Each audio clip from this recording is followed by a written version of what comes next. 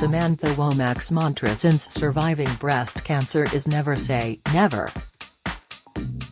At first, brutal, whirlwind treatment, including a lumpectomy and chemotherapy, left the former EastEnders actress reeling, but she has now found a sense of peace from shaking up her old life.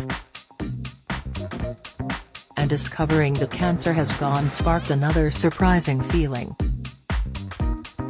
Broodiness. It's funny, I suddenly really appreciated my kids, she says thoughtfully. I really wanted to do it all again. Her boyfriend Oliver Farnworth, 40, who played Andy Carver on Coronation Street, has been by her side throughout the twists and turns of cancer, and now the pair are thinking carefully about expanding their family together. Though at the age of 50, and after chemotherapy, she knows it may not be quite so simple. Obviously, throughout treatment, your ovaries are challenged because chemo can change your hormonal status, so I don't even know if it would be possible now, post-treatment, she continues. And it sounds incredibly greedy because I've done it. Her children, Benjamin, 21, and Lily Rose, 18, from her previous marriage to actor Mark Womack, are older now, but Sam's brush with death made her more determined to focus on living. I just suddenly had this real yearning. It was like another little switch, she says. Ali and I talked about it and said, well, never say never. If it's not possible naturally, there are other ways. I just wanted to celebrate life. It might be an effect of the treatment. It might be something that is connected to life, making life, being alive. I don't know, I haven't figured it out yet. Sam went public with her health battle last August after a routine checkup, prompted by the ill health of two people close to her, found a shadowy mass on her right breast. Now, after treatment, it's time for normal life to resume, or what classes as normal for this couple, who have been together for 3 years. They've both been cast in the touring run of 42nd Street, starting in July, and are planning to travel around the country in a camper van they've bought and adapted. Back in the pandemic, it used to be a big red bus for the elderly. We spent a lot of time getting it all changed. It's especially lovely inside, says Sam, who plans to pack as many of her rescue dogs in the back as she can fit. When we're not on stage, we can take the van and dogs and travel around and go for walks. That's the idea.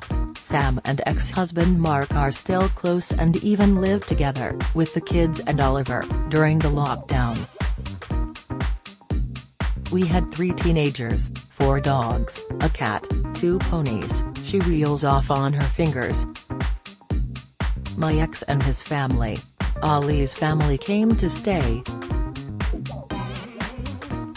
We had quite a big dilapidated house that you could compartmentalize into loads of different spaces, so while it was scary, it was also lovely having this precious group around us. Sam first met Oliver when they both starred in a 2018 stage adaptation of Paula Hawkins's novel The Girl on the Train, but it wasn't until shortly before lockdown that they found love.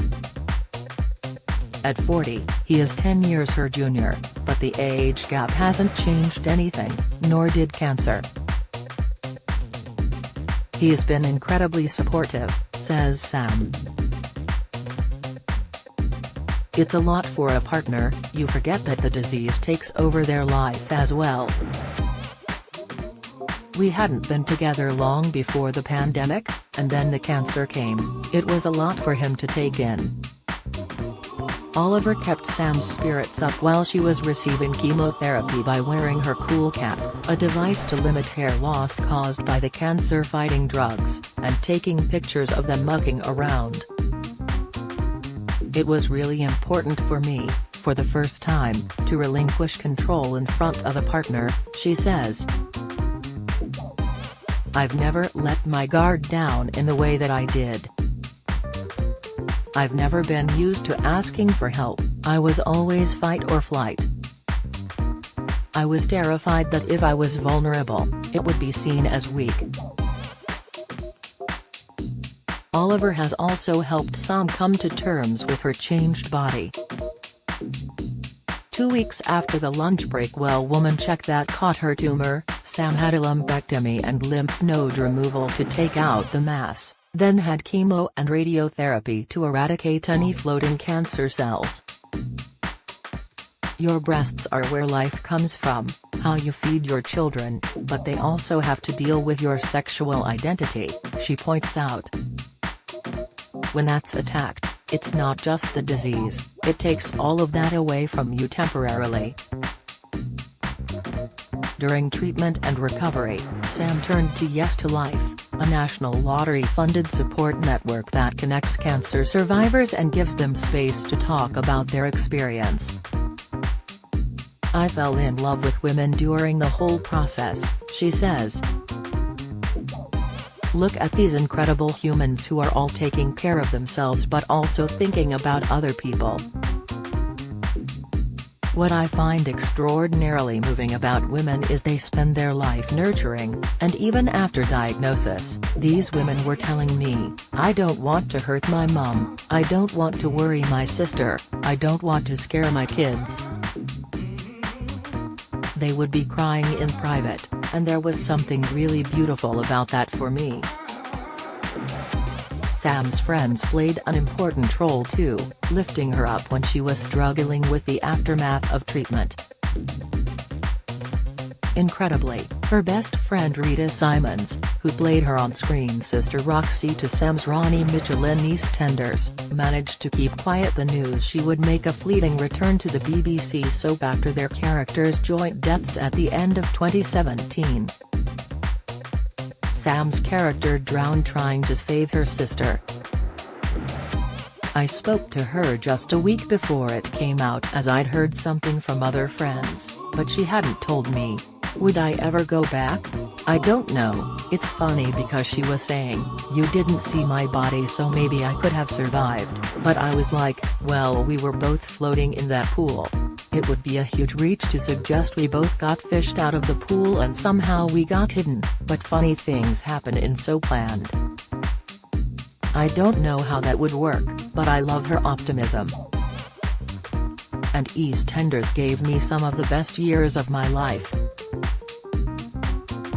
While undergoing 2 rounds of chemo using doxorubicin, nicknamed the Red Devil by patients thanks to its bright color and cancer-killing power, Sam's hair began falling out. I lost around a third of it, she says, running her fingers through the shoulder-length blonde crop that has grown back. After weighing up whether or not to shave her head, Sam told her producer, she was starring as the White Witch in the stage version of The Lion, the Witch and the Wardrobe at the time, that she would go bald and weave it into her character's look. It shows how manic I was at the time, she laughs. I read this article that said not everyone's hair falls out with chemo, then I was like, oh god, I've already promised to shave it off. I thought, well I've got to do something. So I had this really beautiful long blonde hair, and I hacked it off myself, in a very short bob. It was very uneven. People at work were like, what the hell? Then I dyed it darker, then changed my mind, so I tried to go back lighter and it went orange. And then I went to Spain to recuperate and it went green in the swimming pool. I'd gone from looking like Elvis to the Grinch. It was the sudden death of Sam's soulmate dog Lola that made the former EastEnders actress pay attention to the amount of pressure she was piling on herself. Determined to go back to work after her surgery, Sam had returned to the stage and ignored the pain, until Lola's health rapidly deteriorated. While watching her German Shepherd/Greyhound cross taking her last breaths at the vet, Sam felt the bottom of her world fall out. "I just didn't know how to process it. It was much more upsetting to me than my diagnosis," she says. The next day she called her producer, who told her it was a sign to take time off work to recuperate. She and Ali flew to Spain, where they keep a home in the Valencian mountains, and there she could finally heal. "I find it very soothing to be among nature," Sam admits. "Out there the mountains are very big, and you feel very small. They were here a long time before you, and they'll still be here long after you've gone. You're not all important. And that's a really nice feeling."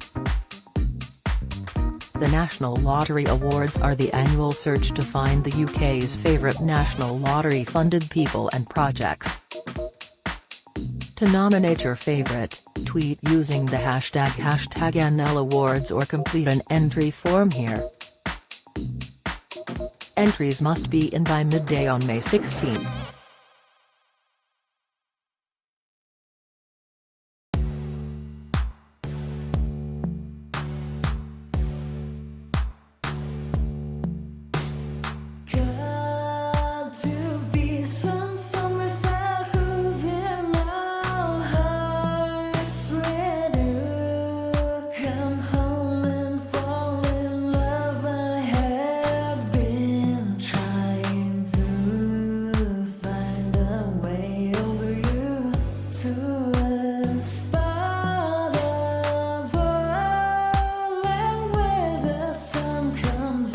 From